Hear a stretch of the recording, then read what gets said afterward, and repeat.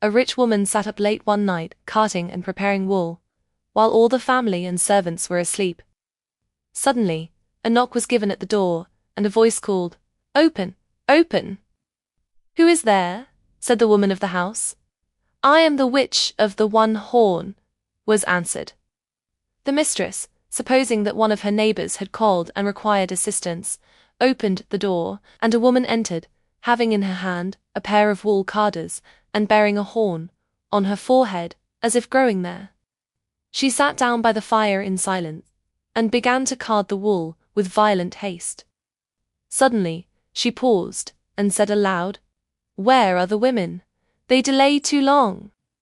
Then, a second knock came to the door, and a voice called as before, "Open, open!" The mistress felt herself constrained to rise and open to the call, and immediately a second witch entered, having 2 horns on her forehead, and in her hand a wheel for spinning the wool.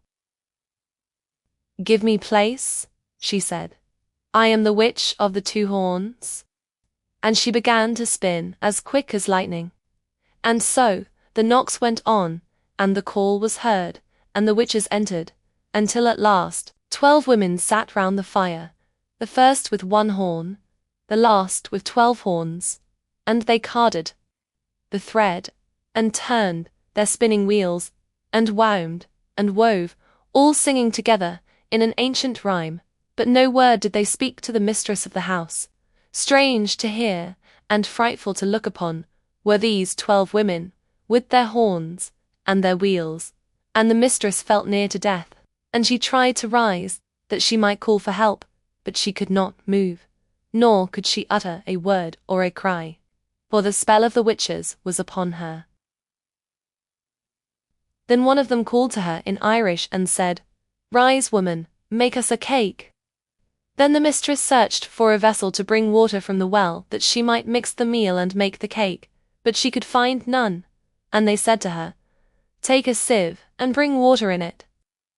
And she took the sieve, and went to the well, but the water poured from it, and she could fetch none for the cake, and she sat down by the well, and wept.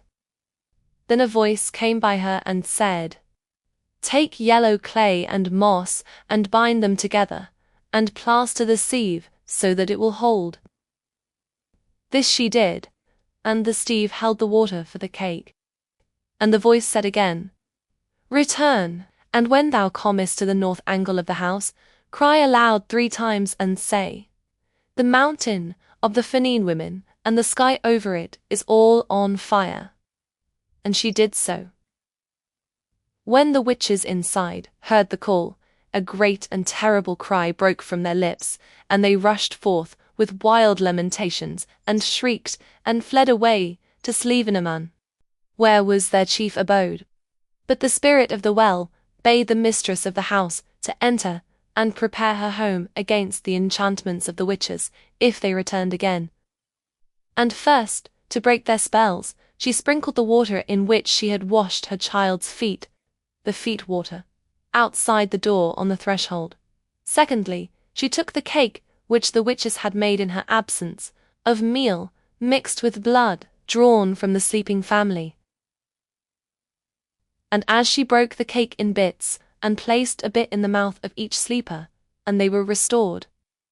And she took the cloth they had woven and placed it, half in and half out of the chest with the padlock, and lastly, she secured the door with a great crossbeam fastened in the jambs, so that they could not enter. And having done these things, she waited. Not long were the witches in coming back, and they raged and called for vengeance. "Open, open," they screamed. "Open, feet water." "I cannot," said the feet water. "I am scattered on the ground, and my path is down to the low." "Open, open, wood and tree and beam," they cried to the door. "I cannot," said the door, "for the beam is fixed in the jamb, and I have no power to move." "Open, open, cake that we have made and mingled with blood," they cried again. "I cannot," said the cake, "for I am broken and bruised, and my blood is on the lips of the sleeping children." Then the witches rushed through the air with great cries and fled back to Slievenamon, uttering strange curses on the spirit of the well, who had wished their ruin. But the woman and the house were left in peace, and a mantle dropped by one of the witches in her flight was kept hung up by the mistress as a sign of the night's awful contest.